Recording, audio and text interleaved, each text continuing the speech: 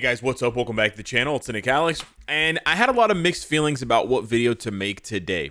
I think a lot of people were hoping to see sneak peeks for Ant-Man and the Wasp Quantamania update, and we didn't get one yet. We will be getting one very soon, so this video is not about me complaining that there's no sneak peeks and where's the update. I'm not going to do that anymore, but I was basically torn between, sharing my honest opinion and feelings and what I think the community is feeling about MFF in these past few months lately, versus just having fun and doing a video like how good can we make MODOK right now if we just like max him out and just really push it, to see what this character can do and just have fun. So before you watch this video, let me know if you'd rather I stop ranting altogether on the channel and just focus on the quote-unquote good stuff and the fun stuff, or if you want me to continue mixing in here and there opinionated rants and sort of call outs to the devs to sort of improve the game, because across the board I think content creators are frustrated with the game right now. They're even the formula, the regular formula for making content has kind of run its course, and players kind of just know what to expect. And that's not good, right? When a game is predictable, when a game is figured out, it no longer becomes very fun. It no longer becomes very fun for content creators. It no longer becomes very fun for players.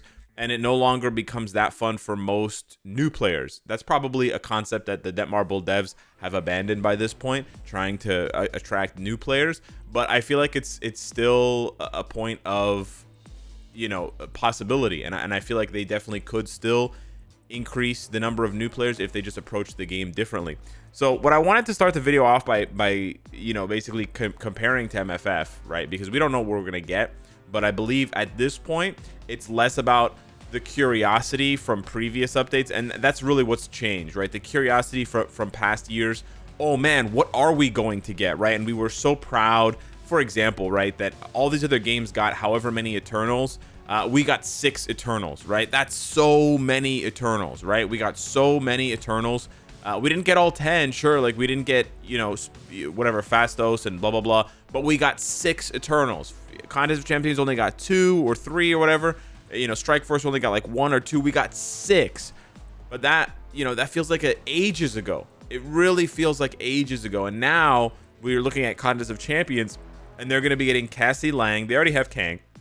So they already have Kang. They're going to be getting Cassie, and they're going to be getting this new, like, future Ant-Man, which is also really cool design. Not from the movie, right? This is not a spoiler for the movie or anything, guys. But this is basically like a future Ant-Man who uses, future technology to fight his battles. So he's like an Ant-Man, but he doesn't necessarily play like an Ant-Man in the sense of, like, shrinking and getting bigger. So there's some uniqueness and there's some originality here. And in this little clip, they're fighting against Kang to sort of introduce them to the game. So this is really cool, right? He's got his little fist bump with his hologram nanotechnology. This is dope, right? This is new. This is surprising. This is fresh. On the other hand, we have Marvel Puzzle Quest. I know not the greatest example of like a thriving, on the pulse game, but they're releasing 2 versions of Kang.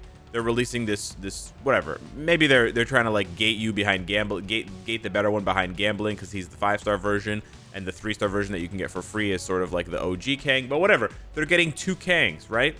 When was the last time we got a synergy uniform for a character, which would be the equivalent of this right here, right? When was the last time? I couldn't tell you.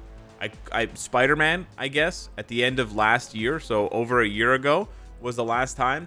And so that's what I really feel like it boils down to in MFF these days. Is it's less about the wonder and the excitement and the curiosity of what could they do. And I admit that I used to make a lot of those videos, maybe too many of those videos, speculating on what the devs could do. But maybe that's partly like part of the reason why we're in this situation now is because content creators like me stopped wondering and stopped providing all of this extra, push to the devs to be curious. I don't know. I'm not saying we have that kind of influence, but I'm just saying that it feels like ever since we stopped doing that, the devs have just slowly retreated into this, cave of complacency and the absolute bare minimum. I don't know if it's a creativity thing. I don't know if it's a budget thing, like they don't have the money, they don't have the access to as many people on the team anymore because they're working on different games or whatever. You know, most companies nowadays in the tech sector are downsizing anyways, so that could be part of it. Like, I'm not going to be ignorant to the real world changes that are going on and imagine that you know, my game is immune to those things. Like, I'm realistic, but at the same time, it is frustrating, right? It is frustrating because for close to 7 years, we had the wonder and excitement of like, man, what are we going to get next? Right? What could we possibly get? Oh, we'll never get the mutants in this game. Boom, we got mutants. Oh, we're never going to get Deadpool. Boom, we got Deadpool. Right? We got so many things. And now it's like, here's what it is now. It's like, I wonder who's going to get left out. That's really the big difference now. Now, instead of wondering, what are they going to add in that we are not expecting? The attitude from players is like, who's not going to get a uniform? Who's going to get left out of this update? Because that's what happens nowadays, right? Players feel like characters are being left out of updates. Black Panther is left out of the Wakanda Forever update. You know, other mutants are left out of other updates. And it basically cascades into this general feeling of, it's kind of shittiness, basically just shittiness. So it's like, yeah, Ant-Man's definitely going to get something for sure. And then from there, I don't know, right? Is Wasp gonna get something? We don't know. Maybe she will, maybe she won't. Is MODOK gonna get something? Maybe he will, maybe he won't, right? Is Nadia Van Dyne gonna get something? Are we gonna get Cassie as a new character? I don't know. Maybe, maybe not, right? So yeah, I feel like that's kind of the, and I don't mean to sound like a whiner, but I genuinely, like, I think it's impossible to look at the game right now and be confident about the players, like the community's feeling, right? Like, oh yeah, like, no, the game is as good as it's ever been, and the players are just, you know, crying over nothing, or the players are just bored because whatever. No. Like, that's definitely not.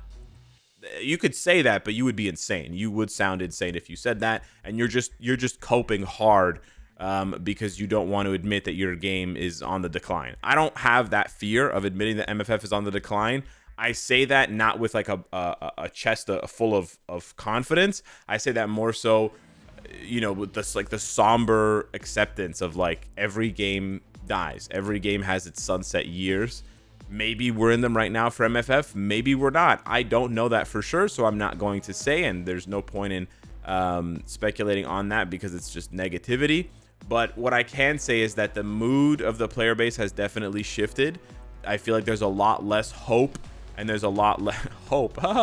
Quantamania. Anyways, there's a lot less hope, and there's a lot less kind of excitement and curiosity for updates. And that's one of the hardest things to accept, in my opinion. That's one of the hardest things to, you know, really get over, more so than anything. Because it's like watching your favorite pet get old and they can't go outside with you anymore, and they can't run around the yard like they used to. It sucks. It generally and genuinely sucks. Like, I used to be so excited for building up new characters and stuff, and now new characters feel like once in a million, right? Like, we're averaging like one character every 2 updates. Like, that's absolute madness. We used to get like 5 characters per update. Again, I know it's been years, but if you just try to like do them, like, we're down like 250% on the number of characters we're getting per update, you know? And yeah, I guess turns out new characters are pretty important to a game about collecting characters. So yeah, there's so many things I could say about the direction of the game, or sort of like the complacency of the developers that bothers me. It's not just one thing. We've said it in so many different videos, but like, yeah, the new characters not coming out is definitely a big part of it. That absolutely kills it, I think, for a lot of people, and that may be why a lot of people took a break from the game and haven't come back, because they just keep checking in and they keep seeing that there are no new characters. So they're like, okay, why am I playing this game if there are no new characters? Like, the whole point of me playing in the first place was to collect all of these characters. And then you also have, you know, game modes not being updated, right? PvP has been the same for ages. You know, Shadowland has been the same for ages. And these things, like, they matter. They add up over time, and they absolutely matter. And the devs don't seem willing to do or address any of it, right? Like, all of these game modes are stale. The last the last update they gave us for game mode was Dispatch, which gave us old rewards. Like, it's all ass backwards at this point. I don't know what they're doing. Like, they're really trying to, I don't know, they're trying to stretch the lifespan of this game. Probably that's probably what they're trying to do, if I had to guess. Why they're like, they've really tightened the grip on the faucet of this game. If you imagine like a faucet and the water is the content, they've basically like squeezed it or turned the faucet down really low, so it's just drip drip drip. And what that does is that keeps the spenders spending for longer, right? And you make sure that the spenders are not exhausted from spending as quickly. So that's the positive there. But the negative is that so many players are going to leave because they're just bored out of their fucking minds with how slow the game is, right? And we get updates every 2 or 3 weeks, but the updates are empty. The updates are empty. It's like 2 or 3 characters that barely anyone is going to use for the majority of content. Because the majority of content doesn't require you to use anyone except who you want to use. Like, it's the same old story, right? You guys have heard this before, so I'm not going to rehash it, but it's just like when the game modes are all, you know, reusable by all the same characters, there's no incentive.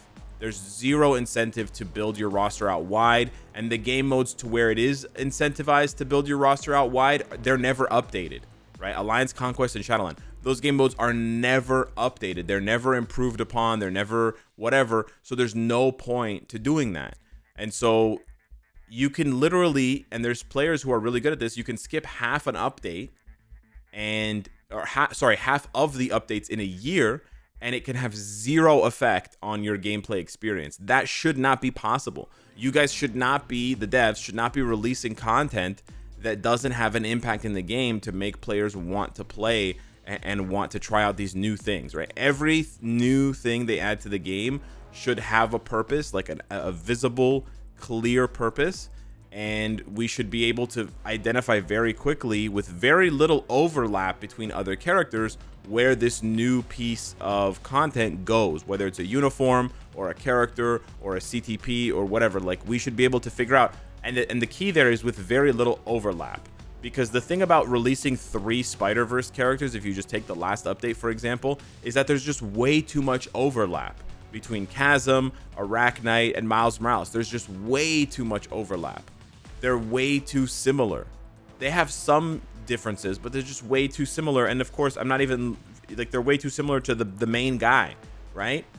And there's just not enough of a reason to care about all these other guys when you can just care about Spider-Man.